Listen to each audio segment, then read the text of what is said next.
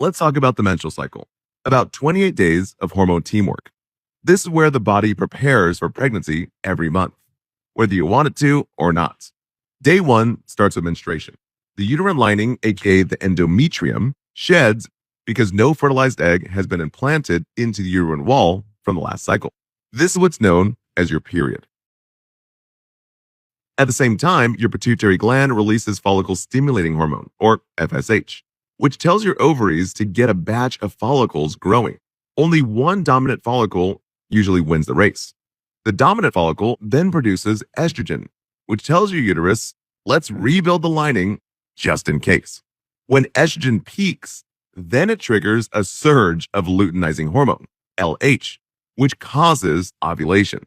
Fancy words for the release of the egg, releasing the mature egg from the ovary into the fallopian tube.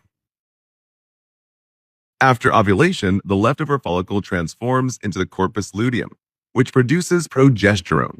Now, progesterone helps to maintain and thicken the uterine lining, preparing for possible pregnancy. If fertilization doesn't happen, then the corpus luteum breaks down, progesterone levels crash, and the uterine lining sheds. And boom, your next period starts. The full cycle is complete. So let's recap this here. Menstrual phase is the shedding.